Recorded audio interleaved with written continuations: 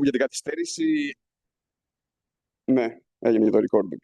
Να πω ένα συγγνώμη για την καθυστέρηση. Θέλαμε να είναι παρόντες οι περισσότεροι και εντάξει, είχαμε και την κίνηση. Είναι μια περίοδος εορτών. Κλείσε και το.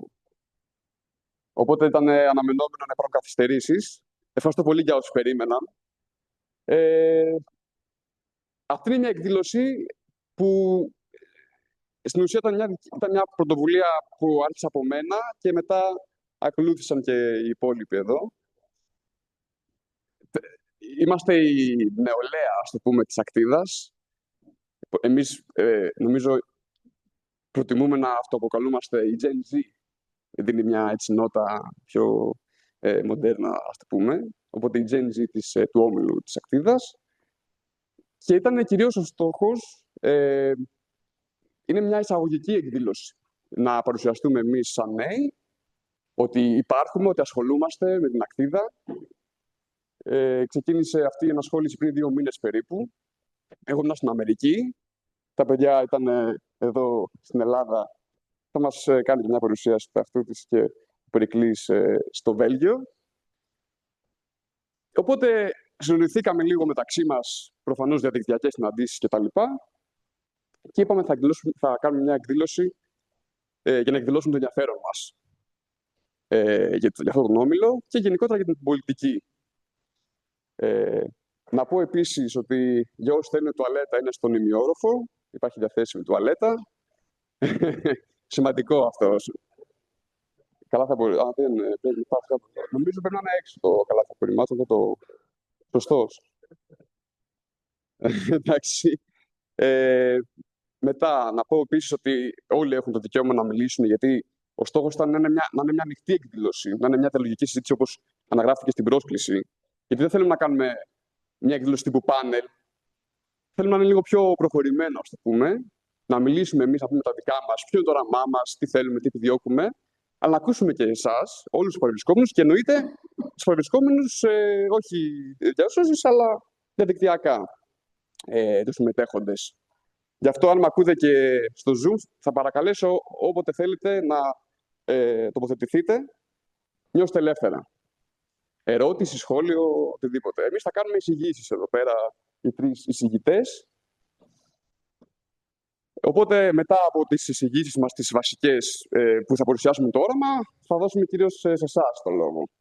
Σε οτιδήποτε θα επιχειρηματολογήσουμε, ας το πούμε. Επίσης, άμα συμφωνείτε σε κάτι, θα χαρούμε πάρα πολύ να σας ακούσουμε. Έστω, δηλαδή, είτε διαφωνείτε είτε συμφωνείτε, το ίδιο πράγμα.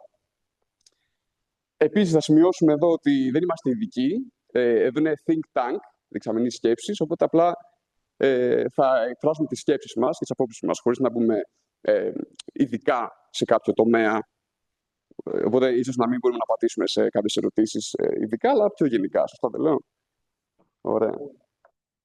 Θα ξεκινήσω λοιπόν λέγοντας ότι είμαι ο Άρης Ρολόγης. Είμαι φοιτητής στις Βρυξέλλες, στο Πανεπιστήμιο VUB και στο Πανεπιστήμιο της Γκάντης. Σπουδάζω πολιτικές επιστήμες και κοινωνικές επιστήμες.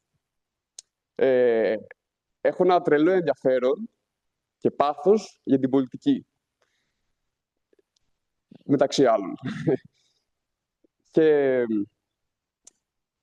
σκεφτήκαμε, επειδή κάνουμε πολλές συζητήσεις μεταξύ μας, εδώ, τα 2 πρόσωπα, ότι θέλουμε αυτά που συζητάμε μεταξύ μας να τα μεταφέρουμε και σε άλλους. Να βγουν, δηλαδή, να βγουν προς τα έξω αυτά που λέμε. Και ελπίζουμε να το καταφέρουμε σήμερα. Και όχι μόνο σήμερα.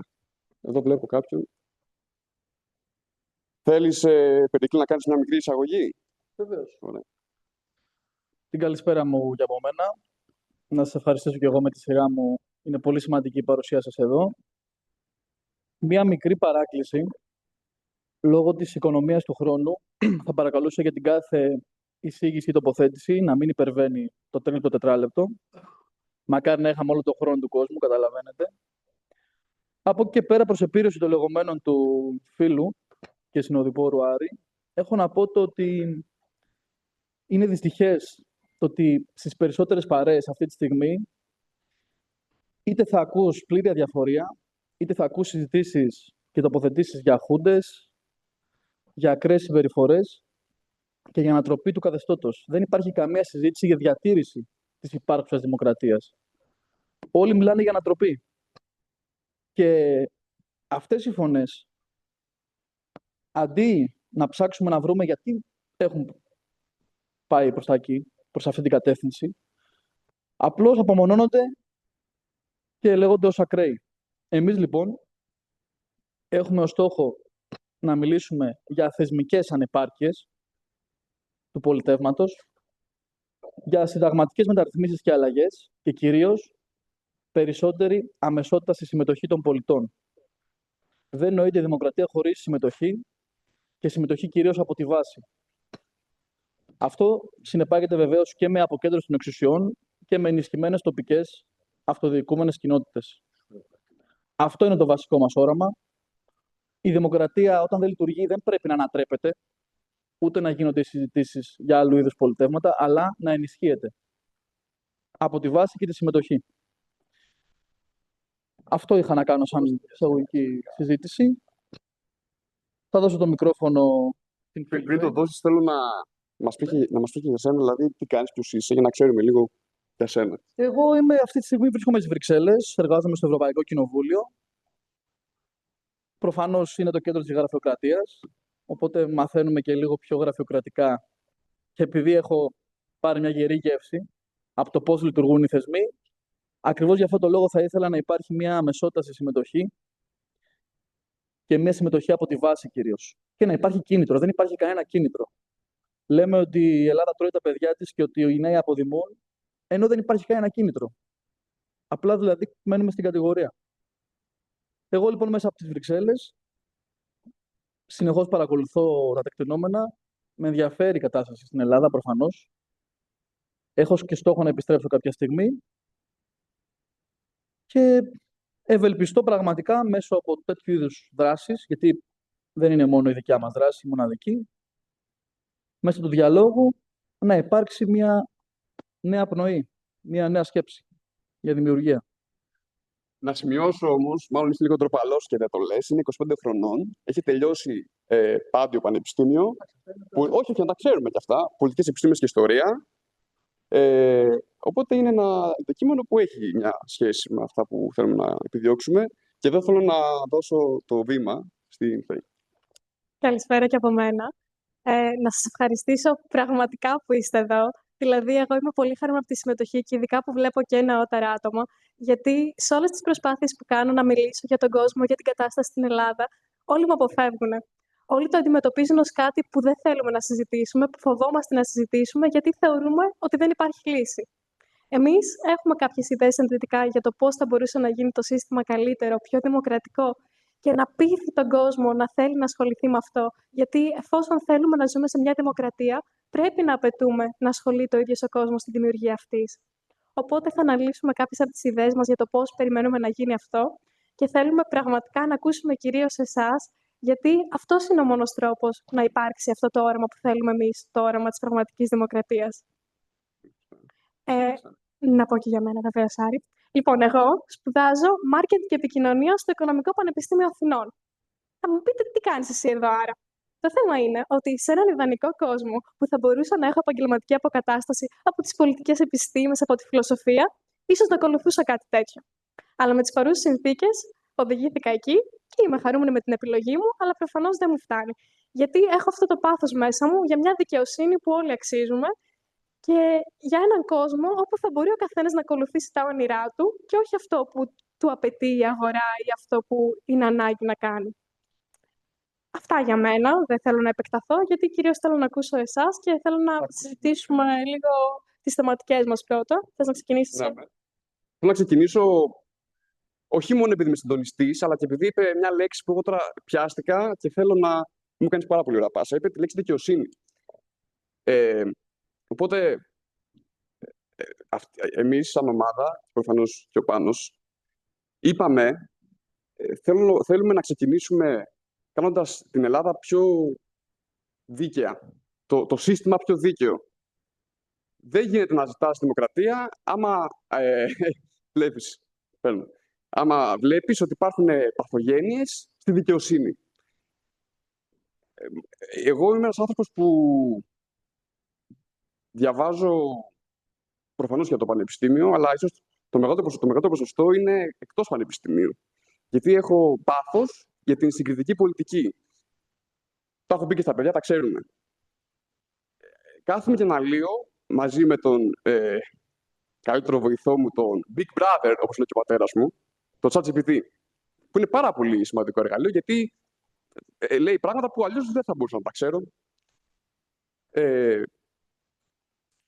Κάθομαι και αναλύω το σύστημα, ας πούμε, στην Ολλανδία ή στην Ελβετία, το πώς και τι, και βλέπω ότι, ας πούμε, είναι λίγο πιο δίκαιο το σύστημα εκεί, γιατί έχουν άλλο δικαστικό σύστημα οι Ολλανδοί. Και οι Ελβετοί και άλλες χώρες, θα πω για την Ευρώπη κυρίως, όντας η Ελλάδα μια ευρωπαϊκή χώρα. Οπότε, εμείς εδώ η ομάδα είπαμε ότι το όραμά μας είναι να δούμε δικαιοσύνη, σίγουρα. Δεν μας αρέσει όμως να λέμε το τι πάντα, γιατί το κάνουμε όλοι αυτό. Μας αρέσει να λέμε το πώς. Εκεί είναι το ενδιαφέρον, εκεί κρύβεται η μαγεία, το πώς. Οπότε, εκεί που κάνω συγκριτική πολιτική, ψάχνω πώς οι δικαστές, ας πούμε, στην Ολλανδία διορίζονται ή πώς σε μια άλλη χώρα, στη Γερμανία κτλ. Ξεκινάμε λοιπόν με την μία από τις δύο θεματικές που θέλουμε σήμερα να σας παρουσιάσουμε, θεματικές που αποτελούν το όραμά μας, που είναι η διάκριση των εξουσιών. Θα μου πείτε, το λένε πάρα πολύ αυτό στην Ελλάδα, σίγουρα. Αλλά δεν το έχουμε δει ακόμα. Να θέσουμε, ας πούμε, μια περίοδο από το 1975 και το 1974, εντάξει, και μετά, με τα πολιτευτικά. Δεν το έχουμε δει.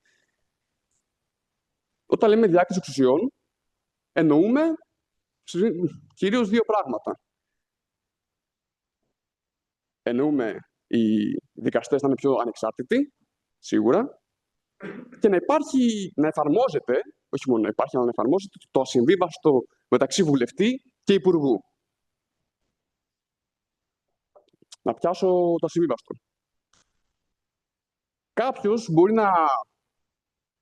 να επιχειρηματολογήσει ότι ναι, δεν υπάρχει σε ένα πολίτευμα κοινοβουλευτικό, όπως έχουμε στην Ελλάδα, δεν μπορεί να εφαρμοστεί ασυμβίβαστο και μπορεί να εφαρμοστεί σε ένα πολίτευμα προεδρικό. Γαλλία, για παράδειγμα, ή Αμερική. Και κάθομαι και ψάχνω και λέω, η Ολλανδία έχει κοινοβουλευτικό πολίτευμα. Μπορεί ένας βουλευτής να είναι και υπουργός ταυτόχρονα? Και βλέπω ότι δεν μπορεί να είναι. Ο βουλευτής που θα υπουργοποιηθεί θα παρατήσει την έδρα του και θα αναλάβει ένας αναπληρωτής και θα γίνει βουλευτής μεταγενέστερα. Το ασυμβίβαστο πιστεύω ότι είναι αναγκαίο για να σπάσει αυτό που λέμε το πελατειακό κράτος. Θα μου πείτε γιατί. Ένας λόγος που έρχεται στο μυαλό πρώτα-πρώτα είναι ότι ενδεχομένως, άμα δεν γίνεται ο βουλευτής υπουργός, να μην μπει στο κόπο, ας το πούμε έτσι, στη διαδικασία να δημιουργήσει σχέσεις με ψηφοφόρους, τα λεγόμενα ρουσφέτια, για να διεκδικήσει πιο πολλούς ψήφους. Υπάρχουν και κάποια αρνητικά. Θα σου πει, ας πούμε, ένας ο οποίος δεν είναι υπέρ, άμα είναι ένας υπουργός, άμα διορίζεται απευθείας από τον ηγεμόνα του, τον πρωθυπουργό, ας πούμε, να μην υπάρχει αυτή η λογοδοσία απέναντι στο λαό. Ακούω, αλλά δεν είναι απόλυτο. Οπότε, επανέρχομαι στο εξής. Διάκριση εξουσιών. Ασυμβίβαστο και μετά πηγαίνουμε στην ανεξαρτητοποίηση της δικαιοσύνης. Τεράστια θεσμική μεταρρύθμιση. Πώς μπορεί να γίνει αυτό? Καθόμαστε και να αναρωτιόμαστε με την ομάδα και θα τα πείτε προφανώς όλα. Μετά από αυτό θα πάρουν το λόγο και η ομάδα. Εγώ λέω να αντιγράψουμε ένα άλλο δικαστικό σύστημα. Να μιμηθούμε, ας πούμε. Και να πιάσω το παράδειγμα της Ολλανδίας. Από ό,τι έχω διαβάσει, εκεί ο ανώτατος δικαστής, γιατί μιλάμε προφανώς για την ανώτατη δικαστική εξουσία, το Supreme Court, τον Άλλο Πάγο, ξεκινάει λοιπόν η διαδικασία του μοντέλου της εκλογής στο δικαστικό σύστημα, με μια λίστα από τους δικαστές, τους ίδιους τους δικαστές, 6 υποψήφιους, ας πούμε. Μεταφέρεται η λίστα στη Βουλή, επομένως έχουμε νομοθετικό σώμα από δικαστικό νομοθετικό. Η Βουλή ψηφίζει 3 πρόσωπα από τα 6 και από ό,τι έχω διαβάσει μεταφέρεται η λίστα στην εκτελεστική, τρίτη εξουσία. Θα τα πούμε όλα. Αλλά αυτό έχω διαβάσει. Και μετά η εκτελεστική αποφασίζει. Οπότε υπάρχει αυτή, είναι μεικτό το σύστημα. Και περνάει από 3 εξουσίες. Και περνάω και στην δεύτερη θεματική, που είναι αποκέντρωση εξουσίας. Αποκέντρωση, ακούγεται λογικό, αλλά και γενικό. Και πολλοί θα πείτε ότι ήδη γίνεται. Τι σημαίνει αποκέντρωση? Σημαίνει ότι η εξουσία, όπως είναι τώρα, ας το πούμε, centralized, στο Μέγαρο Μαξίμου,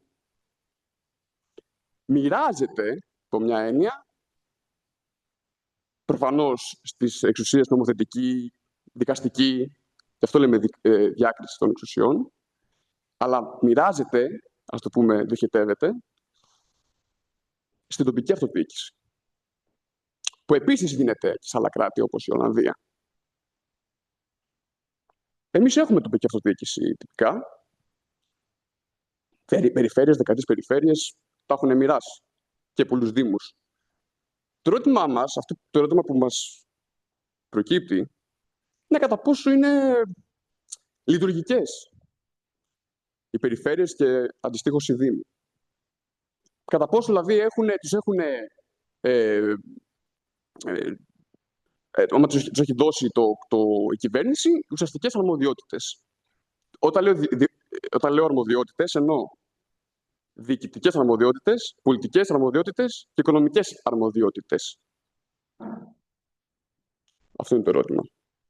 Και θέλω να τα πούμε και με την ομάδα και με εσάς, οπότε θα κάνω τώρα μια πάσα στον Περικλή. Είναι πάρα πολύ ωραίο επίσης να βλέπω πρόσωπα γνωστά αλλά και καινούρια. Και σας ευχαριστώ πάρα πολύ που ήρθατε. Θα το ξαναπούμε αυτό, αλλά θα το λέω και τώρα. Καταρχάς, να το πούμε ότι και για λόγους τακτικής, εμείς δεν είμαστε απλά μια φωνή διαμαρτυρίας. Δεν ήρθαμε εδώ απλά για να διατυπώσουμε διαφωνίες μόνο και μόνο επειδή θέλουμε να διαφωνούμε. Αντιδραστικά. Γι' αυτό και έχουμε ξεκάθαρα αιτήματα, έχουμε ξεκάθαρα οράματα, θεσμικά, συνταγματικά και συμμετοχικά, συμπεριληπτική δημοκρατία. Ακριβώς γιατί δεν θέλουμε να παραμεριστούμε και δεν θέλουμε να μας αντιμετωπίσουν ως μια ακόμη φωνή διαμαρτυρίας. Τώρα, κατ' εμέ, το πιο σημαντικό και προς επίρρωση πάλι των λεγόμενων είναι η ανεξαρτησία της δικαιοσύνης, το αυτοκέφαλο της δικαιοσύνης. Δεν νοείται να έχεις μια σύγχρονη αστική δημοκρατία και η δικαιοσύνη να διορίζεται απευθείας από την κυβέρνηση και τον Πρωθυπουργό. Και επιπλέον, δεν νοείται, ακόμη και σε μια αστική δημοκρατία, η πλειοψηφία να παραμερίζει εντελώς οτιδήποτε στο διάβα της. Δεν είναι κοινοβουλευτισμός αυτό το πράγμα. Γι' αυτό λοιπόν τα αιτήματά μας είναι ξεκάθαρα και ξεκινούν από τη βάση του πολιτεύματος. Τώρα, το πώς θα το πετύχουμε αυτό είναι ακόμα στο σκαρί. Θέλω να πω ότι μέσα από κινήματα πολιτών, από διάφορες συλλογικές δράσεις, ο καθένας με τον τρόπο του μπορεί να συμμετέχει, ούτως ώστε να πετύχουμε μια νέα μεταρρύθμιση. Ένα νέο αίτημα συλλογικό. Διότι έτσι κινείται νομίζω η ιστορία. Με τη δράση και τη συλλογικότητα. Διότι πρέπει να πετύχουμε και τη συλλογικότητα, πρέπει να είμαστε και συμπεριληπτικοί. Διότι η ειδοποιώς διαφορά νομίζω του πραξικοπήματος από μιας επαναστατικής, έτσι ας το πούμε, ιδέας είναι η μαζικότητα. Πρέπει να έχουμε κόσμο μαζί μας. Πρέπει να πείσουμε τον κόσμο το ότι αυτά είναι τα αιτήματά μας, ότι αφορούν τους πάντες. Και το δεύτερο πιο σημαντικό κατά εμέ είναι ακριβώς η αποκέντρωση της εξουσίας. Πιστεύω βαθιά ότι το πολίτευμα της Ελλάδας, από την αρχαιότητα, αν το δούμε, ήταν το πολίτευμα της πόλης κράτους, πολύ μικρές τοπικές κυβερνήσεις, οι οποίες μπορούν να αποφασίζουν οι ίδιες για ζητήματα που αφορούν το Δήμο τους και την περιφέρειά τους, ακριβώς για να μην εξαρτώνται όλα από ένα πρόσωπο. Θα μου πείτε, θα υπάρξει διαφθορά. Είναι μια πάγια κατάσταση, νομίζω, η κατάσταση της διαφθοράς. Ωστόσο, θεωρώ ότι θα είναι πολύ πιο συμπεριληπτικό το πολίτευμα. Θα μπορεί να υπάρχει μεγαλύτερη συμμετοχικότητα και θα μπορούμε να μιλάμε για πραγματικά πολυφωνία και συμμετοχή των πολιτών.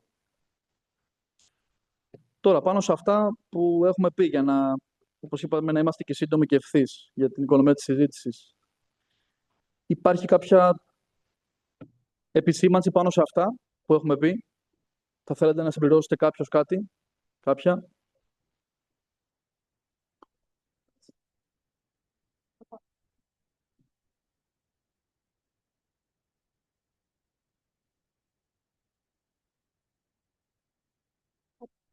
Συγχαρητήρια για την οργάνωση. Μπράβο σας.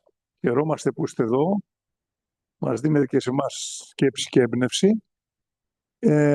Ήθελα να κάνω μια ερώτηση. Στις μικρές εισηγήσεις δεν αναφερθείτε καθόλου στον τρόπο που θα διαμορφώνονται οι νόμοι. Οι νόμοι θα έχουν κάποια... Οι άνθρωποι που θα τους διαμορφώνουν, θα τους συντάσσουν, θα έχουν κάποια ιδεολογία, θα υπάρξει ιδεολογία στον τρόπο που οραματίζει το μέλλον.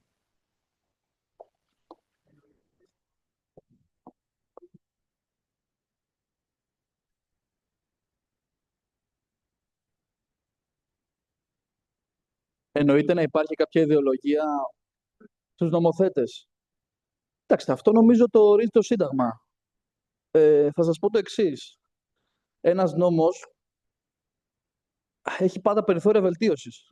Γι' αυτό και πρέπει να παραβιάζεται σε κάποια περίπτωση, μεταξύ σοβαρού και αστείου. Διότι αλλιώς δεν θα μπορούσε να υπάρξει κανένα περιθώριο βελτίωσης. Τώρα η ιδεολογία του νόμου, όλοι ξέρουμε ότι οφείλει να είναι υπέρ του δημοσίου συμφέροντος. Να είναι συμπεριληπτικός ο νόμος. Αυτή είναι, νομίζω, η πάγια ιδεολογία ενός νόμου. Να εξυπηρετεί το δημόσιο συμφέρον. Και κυρίως τη ραχοκοκαλιά της χώρας, που είναι η μεσαία τάξη. Αν θέλετε να το πούμε και ταξικά. Αυτή είναι η ραχοκοκαλιά της χώρας. Αυτή βαστάει το μεγαλύτερο βάρος. Νομίζω αυτή είναι η απάντησή μου. Προτού περάσω το μικρόφωνο στη Φέη, μου έρχονται και ένα, βλέπετε. Μιλάνε τα παιδιά και μου έρχονται να τα πω. Θέλω να πω, επειδή το είπε και ο Περικλής τώρα προηγουμένως, ότι για όσοι το ξέρουν, η δικαιοσύνη πώς διορίζεται στην Ελλάδα. Γιατί είναι και ένα εύλογο ερώτημα που πολλοί δεν το ξέρουν καν. Μιλάω με φίλους, με εσάς, μεγάλους, μικρούς.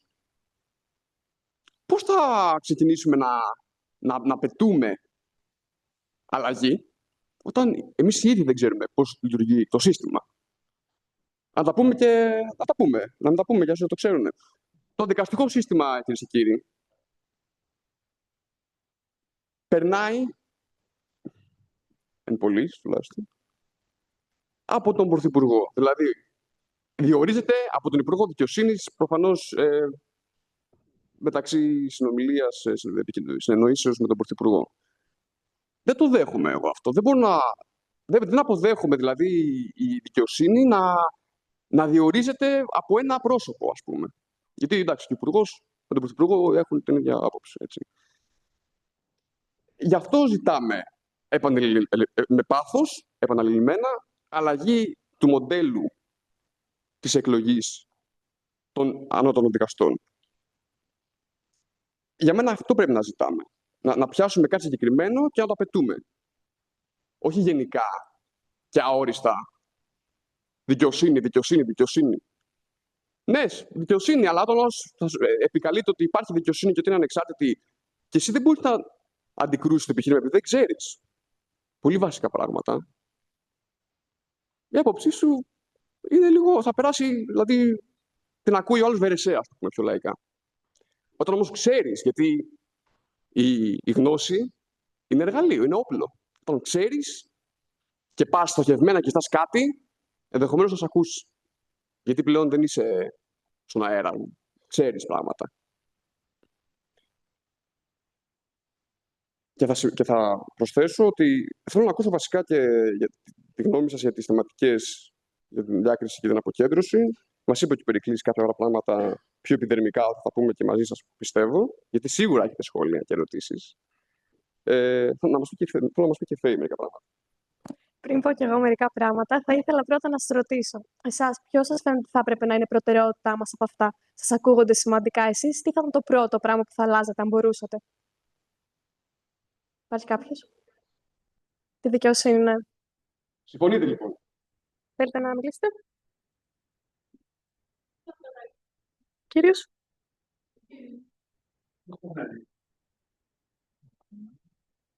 Πείτε φυσικά, ό,τι θέλετε. Να πω κι εγώ μια καλησπέρα. Να σας πω ότι δεν ανήκω στους νεολαίους της Ακτίδας, αλλά στους νέους. Είμαι της τελευταίας χρονιάς εδώ. Χαίρομαι πολύ που συμμετέχω, αλλά απόψε χαίρομαι ιδιαίτερα. Έχω υπάρξει εκπαιδευτικός πολλά χρόνια. Έχω βρεθεί στη θέση τη δικιά σας και από κάτω ήσαν μόνο νέοι. Αυτή η βραδιά απόψε είναι πάρα πολύ σημαντική για μένα, γιατί έχουμε αλλάξει τους ρόλους και το βλέπω πολύ ελπιδοφόρα, έτσι όπως συμβαίνει απόψε.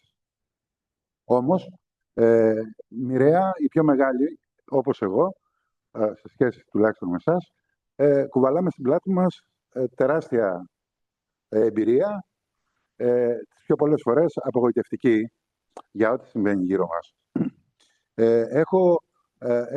Βιώνω κι εγώ όλη αυτή τη δημοκρατία σε εισαγωγικά που ζούμε όλοι μας και έχω καταλήξει, ίσως ακραία, και να με συγχωρέσουν κάποιοι, ότι εμείς εδώ στη χώρα μας πλέον, εδώ που γεννήθηκε η δημοκρατία, ζούμε πλέον τον φασισμό της αντιπροσωπευτικότητας. Δηλαδή,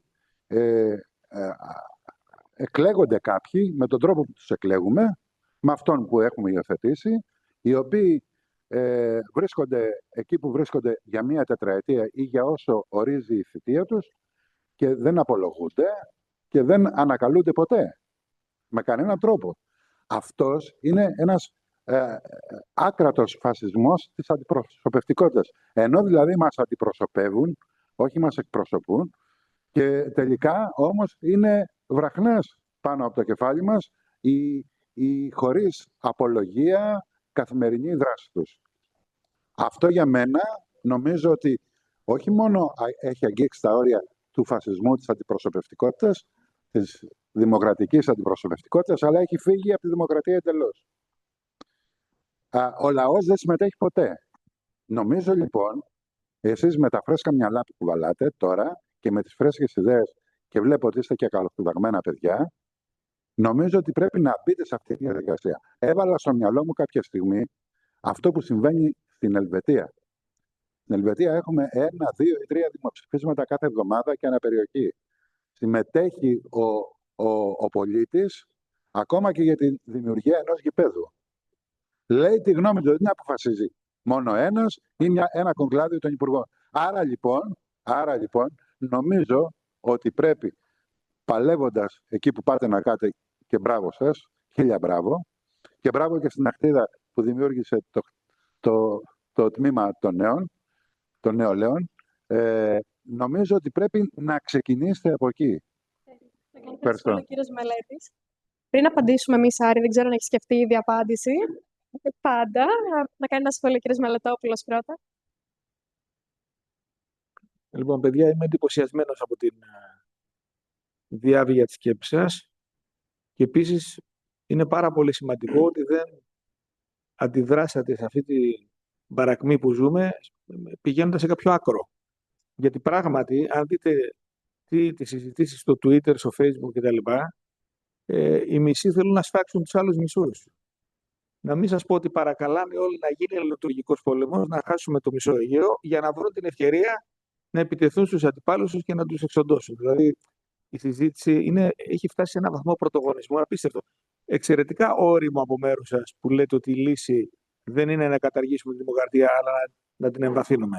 Πρώτη παρατήρηση. Λοιπόν, δεύτερη παρατήρηση, ότι αυτό που ζούμε αυτή τη στιγμή φυσικά δεν είναι μια δημοκρατία, είναι μια παροδία δημοκρατίας, ότι ανακοινώνει ο Μητσοτάκης ότι θα γίνει πρόεδρος δημοκρατίας ο τάδε, ανακοινώνει ο Μητσοτάκης ότι πρόεδρος του Αερίου Πάγου θα γίνει ο τάδε. Αυτά είναι κωμωδία, είναι μια μοναρχία κακής ποιότητας.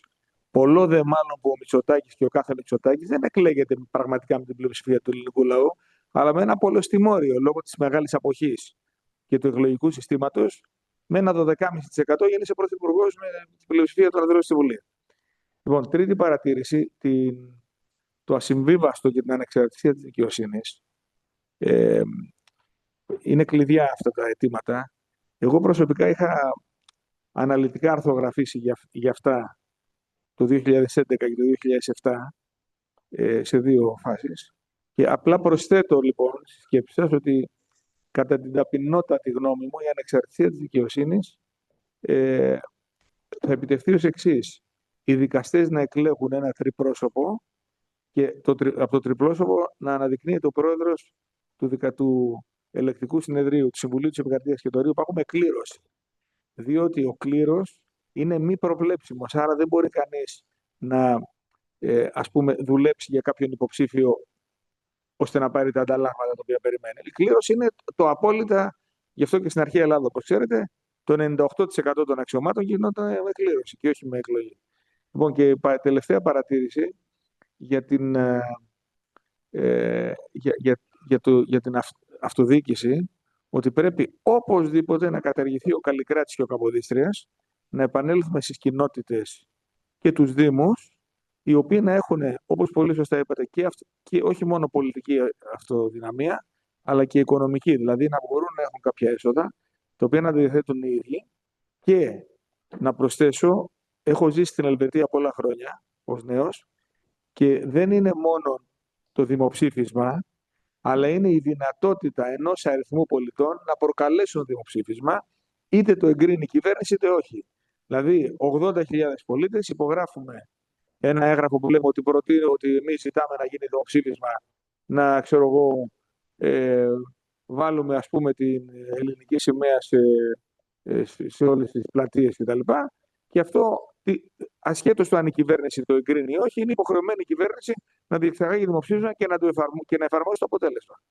Άρα η πρωτοβουλία για δημοψήφισμα από πολίτες είναι κλειδί, γιατί μεταφέρει τη λήψη των αποφάσεων στα χέρια των πολιτών. Αυτά, τελειώνω εδώ. Συγχαρητήρια. Η Ελλάδα προόριστε να ζήσει και θα ζήσει.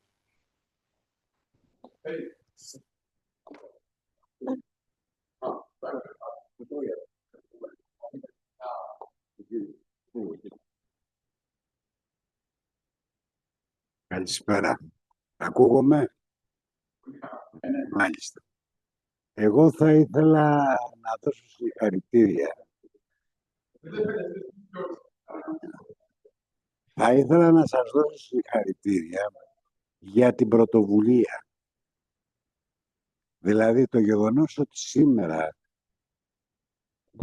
μπορεί κανείς να πάει σε μια εκδήλωση νέων οι οποίοι θα συζητάνε για τα προβλήματα που πιθανώς απασχολούν κατ' εκείνους τη σύγχρονη κοινωνία μας, το πολιτικό μας σύστημα και όλα αυτά, είναι σημαντικό από μόνο του. Βέβαια, τα προβλήματα που θέσατε είναι μεγάλα και συζητήσιμα πολλά χρόνια. Ούτε είναι βέβαιο ότι θα λυθούν, ούτε αν εκφέρουμε άποψη τώρα σε 5 λεπτά θα δώσουμε μια απάντηση για το τι ακριβώς θα γίνει. Εντάξει. Εκείνο όμως που έχει σημασία, έτσι, είναι το γεγονός ότι γίνεται, και αυτό κάνατε, θέτοντας ένα ερώτημα.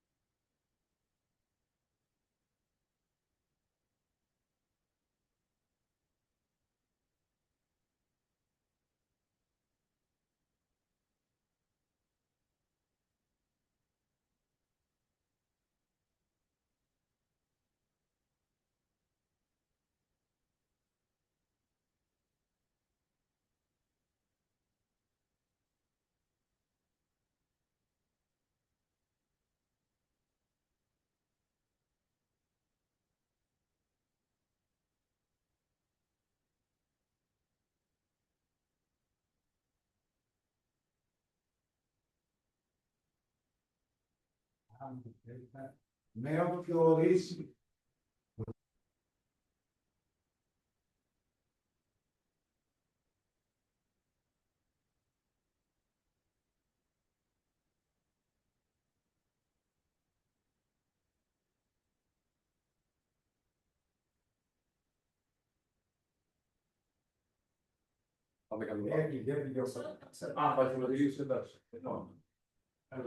Γεια σας, καλημέρα. Θέλω να σας ευχαριστήσω πρώτα για την εκδήλωση που κάνετε. Είναι κάτι πάρα πολύ σπουδαίο και νιώθω περήφανος που είμαι μέλος. Εγώ θέλω να το στην οικονομία, γιατί σπουδάζω τις επιχειρήσεων στο εξωτερικό και θα ήθελα να πω ότι χωρίς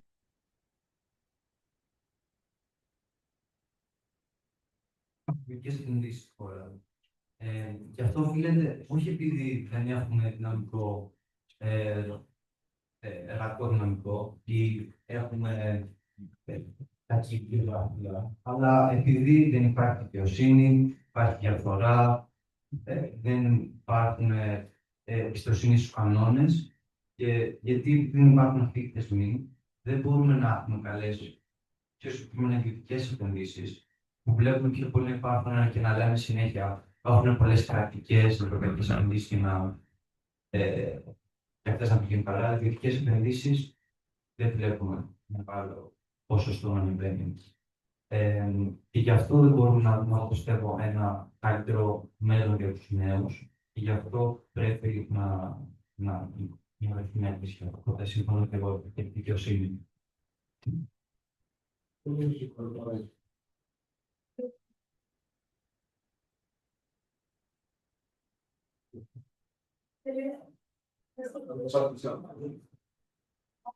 Πριν συνεχίσουμε με τις παρεμβάσεις των υπολείπων, να κάνουμε και εμείς κάποια σχόλια, να έχουμε μια συζήτηση. Τώρα να απαντήσουμε και μετά θα συνεχίσουμε με τις παρεμβάσεις φυσικά. Σχετικά με αυτά που ακούσαμε, μπορώ να πω ότι είναι όλα γεγονότα, σίγουρα. Και είναι πράγματι στενάχωρο ότι βλέπουμε ότι υπάρχει τόσο υπερσυγκέντρωση της εξουσίας σε ένα πρόσωπο ή σε συγκεκριμένα άτομα μέσα στο σύστημα, το οποίο δεν ευνοεί να υπάρχει εμπιστοσύνη στους θεσμούς. Και πιστεύουμε ότι αυτό είναι ένα πολύ μεγάλο πρόβλημα, γιατί έτσι οδηγεί το κόσμο σε έναν φαύλο κύκλο, όπου εφόσον δεν μπορείς να εμπιστευτείς τους θεσμούς και δεν μπορείς να εμπιστευτείς ότι θα γίνει κάποια αλλαγή, δεν έχεις το κίνητρο να το κάνεις. Και έτσι η κοινωνία μένει στάσιμη. Οπότε είναι κάτι το οποίο μας στεναχωρεί πάρα πολύ και πιστεύουμε ότι με τις αλλαγές που προτείνουμε είναι κάτι το οποίο μπορεί να βελτιωθεί. Γιατί εφόσον υπάρχει πραγματική διάκριση εξουσιών, μπορεί να υπάρχει εμπιστοσύνη στο σύστημα. Και εφόσον υπάρχει αποκέντρωση εξουσιών, μπορεί ο κάθε δήμος ξεχωριστά να επενδύει σε πράγματα όπου θα μπορέσει ο κάθε νέος να βρει δουλειά και με τη σειρά του ο κάθε νέος να μπορέσει να μείνει στο Δήμο του και να μην χρειάζεται όλοι να σειραίουμε στην Αθήνα, με αποτέλεσμα να υπάρχει και ελάφρυνση του δημογραφικού προβλήματος, το οποίο είναι κάτι που πλήγει πάρα πολύ τη χώρα μας.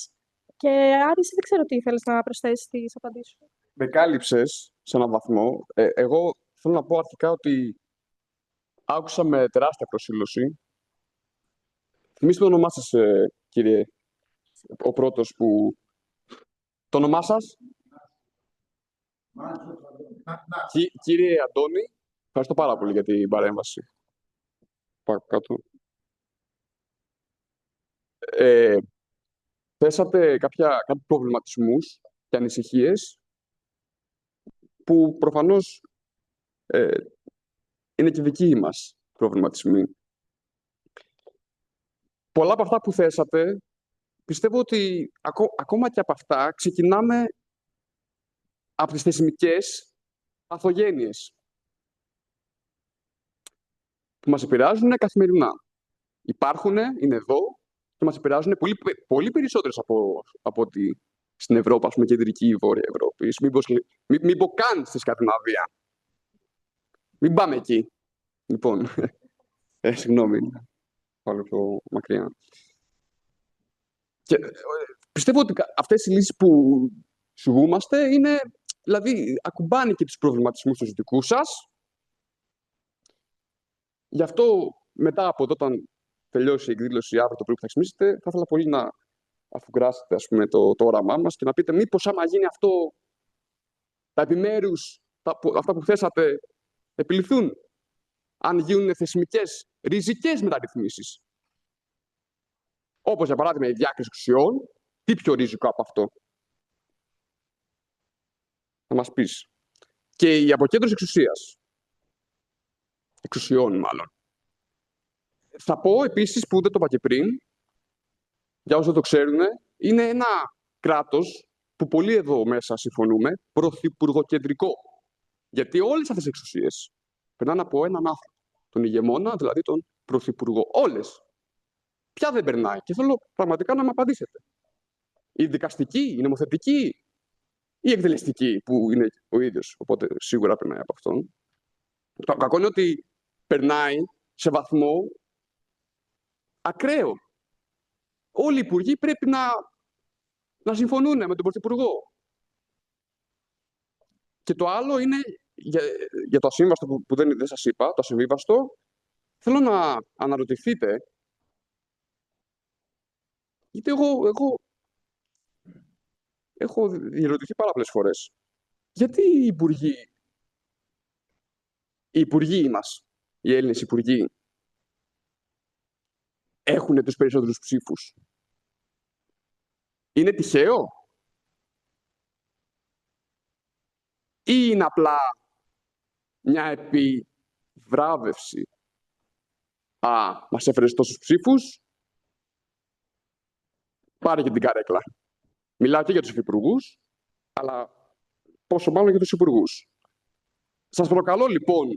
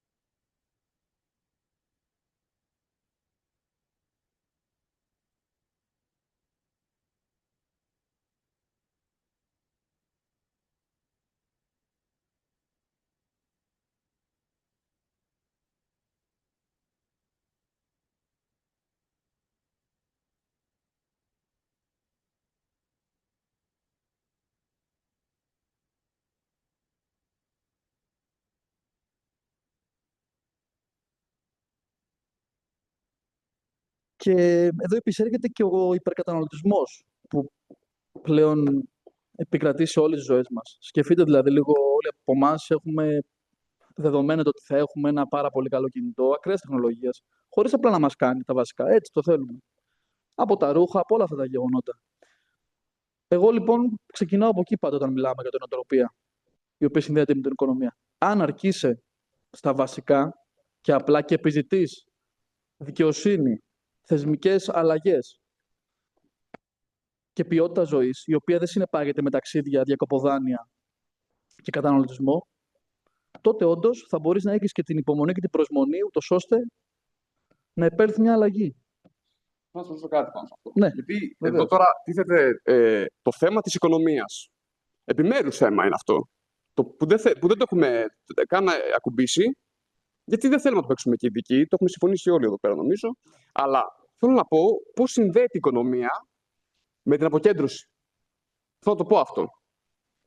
Θέλω να σκεφτείτε και θέλω να μου πεις την άποψή σου. Θέλω να σκεφτείτε τι θα άλλαζε αύριο, ας πούμε, αν οι Δήμοι είχαν κίνητρα. Αυτή είναι η σημαντική λέξη. Θέλω να την κρατήσετε αυτή τη λέξη.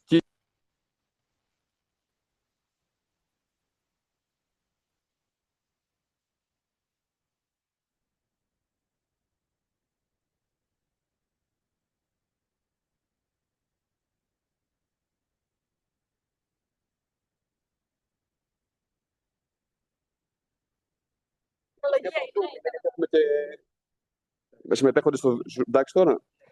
Από κάτω να με το πειράζει. Από εδώ.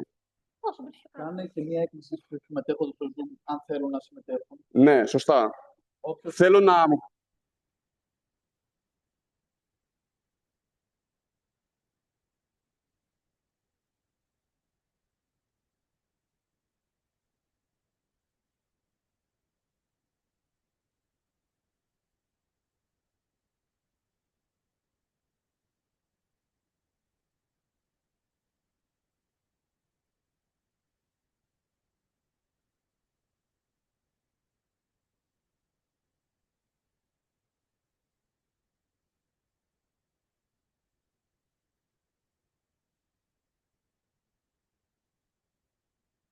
Πρέπει να κάνει ένα μικρό ποσοστό του ΦΠΑ, λέω τώρα, ή τη φόρο εισοδήματος ή δεν ξέρω εγώ έναν φόρο τέλος πάντων. Στην Ολλανδία τι γίνεται, φόρος, κρατούν ένα ποσοστό του φόρου εισοδήματος. Βεβαίως, κρατούν δηλαδή, το λένε κάπως, τοπικός φόρος αυτοκινήτων. Ολλανδία και Ολλανδία. Ναι, Ολλανδία, τι μόνο θέλουν, γιατί δεν είναι ένα αγαπά παραδείγματα. Κρατούν ένα τοπικό φόρο ακινήτων και ειδικότερα το τοπικό φόρο εισοδήματος, δηλαδή το παίρνει για να παίρνει στάθμευση, για την καθαριότητα. Λοιπόν, εδώ τώρα που λέμε για Ολλανδία και Ολλανδία. Εμένα πολλοί φίλοι πάνε στην Ολλανδία και τα βρίσκουν στην Εσκούρη.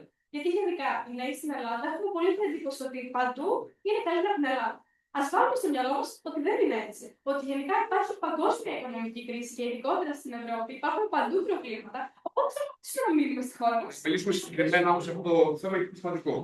Κρατούν λοιπόν οι περιφέρειες που οι Δήμοι, οι Δήμοι, οι κοινωνικοί που θα κρατήσει ένα τοπικό χώρο ακινήτων, θα κρατήσει. Δεν πάει κατευθείαν μόνο στο Υπουργείο Ιστορικών, στο ΚΑΠ, νομίζω και ένα ΚΑΠ, δεν λέγεται. Παράσταση που πάνε τα εισοδήματα των φόρων, των Δήμων. Θα παίρνει στάθμευση, να μην σου πω πιο τεχνικά τώρα, αλλά πριν λίγο. Θα παίρνει στάθμευση, καθαριότητα και το νερό απευθεία στους Δήμους. Στο δικό μας Δήμο, θα μου πει ο κ. Μάκης καλύτερα, ο οποίος ξέρει πιο ειδικά, δεν, από ό,τι ξέρω, πηγαίνει ένα πολύ μικρό ποσοστό για κάποια τέλη, ίσως στο Δήμο, αλλά δεν υπάρχει κοινωνική στομοδιότητα. Το είπε και ο κ. Πελετόπουλος. Χρειάζεται πράγματι ένα αναγκαίο να αποκτήσουμε κάποιες βασικές ουσιαστικές αρμοδιότητες. Επιτέλους, η περιφέρεια του Δήμου. Είπα ειδικά κάποια όπως αυτό που κάνουμε στην Ολλανδία, το τοπικό σπορτιλίτων, τέτοιες θάπρεψεις, καθαριότητα, νερό, κατευθείαν, άμεσα. Όχι έμεσα. Γιατί τώρα δεν ξέρουμε καν που πηγαίνουν τελικά αυτά τα λεφτά όταν περνάνε μέσω ενός υπουργείου. Ειδικά όταν υπάρχει θεσμικά αντίπαρα. Δεν ξέρουμε. Θέλω να το βοηθήσει αυτό. Την οικονομία. Θα είμαι πολύ σύντομος και πάλι, λόγω του ότι θέλω να μιλήσουν κι άλλοι. Συμφωνώ πολύ σε αυτό που λες. Είναι δεδομένο ότι πρέπει ο εκάστοτε Δήμος να μπορεί να διαχειρίζεται το ίδιο τα έξοδα και να έχει κάποια έσοδα. Δηλαδή, συμφωνώ απόλυτα με την αρχή την οποία την έχουμε συζητήσει πάρα πολλές φορές. Ο κάθε πληρώνος θα πληρώνει 3 φόρους. Ένα στο Δήμο του, κοινότητά του δηλαδή, ένα του περιφερειακού του και ένα του κεντρικό κράτος. Τι πρέπει να είναι, αυτό πρέπει να είναι το φορολογικό σύστημα 100%. Διότι έτσι υπάρχει μια κυκλοφορία, η οποία είναι γόνιμη και ευδοκιμούσα. Τώρα, στο δημογραφικό δεν το έχουμε πει ακόμα. Τα κίνητρα που λέγαμε πριν. Ναι. Τα κίνητρα των νέων και γενικότερα των ανθρώπων των Ελλήνων, αν γίνει αυτή η αποκέντρωση. Φυσικά θα είναι τα κίνητρα πάρα πολλά. Αν γίνει αυτή η αποκέντρωση και μπορεί ο κάθε Δήμος να κινείται αυτόνομα σε έναν βαθμό, πάντα σε συνεργασία και σε, εν πάση περιπτώσει, επικοινωνία με τους όμορους Δήμους, με την κυβέρνηση και τις περιφέρειες, δεν είναι ότι θα υπάρχει κίνητρο για τους νέους Ότι θα μπορεί να δημιουργηθούν νέες θέσεις εργασίας, ακόμα και σε αγροτικές δουλειές. Δεν μπορώ να καταλάβω γιατί δεν υποβαθμίζουμε τον αγροτικό τομέα. Περνάει τεράστια κρίση αυτή τη στιγμή. Γιατί να μην υπάρχουν θέσεις εργασίας και γιατί να μην προωθούνται, γιατί να μην γίνεται μια καμπάνια, μια προώθηση των θέσεων εργασίας. Να υπάρχουν φορολογικά κίνητρα, φορολογικές ελαφρύνσεις στην αλληλεία, στα νησιά. Είναι νομίζω πολύ βασική παράδοση, οι οποίοι μπορεί να δημιουργήσουν κίνητρα. Αυτή είναι η Δηλαδή, εσύ πιστεύεις άρα ότι άμα εφαρμοστεί αυτή η αποκέντρωση στις αρμοδιότητες οικονομικές, πολιτικές, διοικητικές, από την Αθήνα πάω στα 5 εκατομμύρια που θα είμαστε, ίσως βρεθούν κίνητρα για τους δημότες της Αθήνας να πάνε πίσω στην επαρχία. Και θα φέρει και ανάπτυξη στην επαρχία. Θα δημιουργήσει ένα πλήρως ανταγωνισμό. Δηλαδή, οι δήμοι θα ανταγωνίζονται τους δήμους. Με βάση τη γεωγραφική του θέση προφανώς, άλλους του Δήμου Κύθνου, έχουμε και εδώ να μας πείτε τα πράγματα αν θέλετε, άλλους του Δήμου στην Βόρεια Ελλάδα, άλλους του Δήμου εδώ πέρα που είμαστε εκεί. Οπότε με βάση την βαθμική θέση, δηλαδή άμα κοντά ξέρω εγώ, είμαστε καλοί στον τουρισμό, είμαστε καλοί εκεί, είμαστε καλοί στο πράγμα. Ανταγωνισμός, επενδύσεις. Αυτό δεν λες. Ακριβώς αυτό λέω.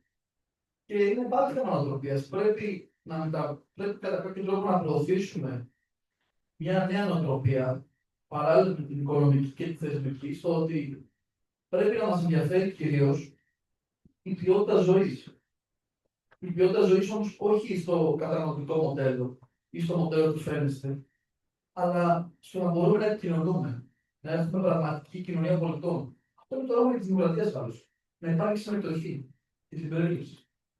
Αν λοιπόν δώσει αυτά τα κίνητρα και λες Φερρυπίν ότι θα υπάρχει μια μέρα νίκη στην επαρχία, γιατί οι περισσότεροι στην επαρχία. Ψηφίστε για αυτό που θέλουμε να κάνουμε σαν Δήμος. Ναι, ακριβώς. Κάποιος γιατί να πει, θα κάτσω να ζήσω στην Αθήνα να πληρώνω 8 και 9 εκατοστάρια και νίκιο παραπάνω και δεν θα έχω και δουλειά, ενώ υπάρχει μια θέση εργασίας σε έναν Δήμο ο οποίος η εταιρεία είναι πολύ σε έναν βαθμό την αυτονομία του. Γιατί να μην το κάνει. Αλλά πρέπει να υπάρξει μια μαζική προώθηση, μια νέα κατεύθυνση. Δηλαδή, εσύ, από ό,τι κατάλαβα, λες, αν πει ο Δήμος αύριο μεθαύριο ή γενικότερα η περιφέρεια, ας πούμε, πάμε τώρα πιο πάνω, θα δημιουργήσουμε ένα κράτος που βελτιώνει τη δημοκρατία, ενισχύει τη δημοκρατία, καλώντας τους δημότες, τους κατοίκους, να έρθουν πιο κοντά με καθημερινά. Ενισχύει τη συμμετοχή τους καθημερινά, καλώντας τους δηλαδή να συμβάλλουν στην απόφαση για μια αλλαγή. Ναι, ακριβώς. Θα ήθελα τώρα ωστόσο να υπάρξει κάποια επισήμανση, κάποια τοποθέτηση από κάποιον για να. Εδώ πάει στο κομμάτι του διαλόγου. Ναι,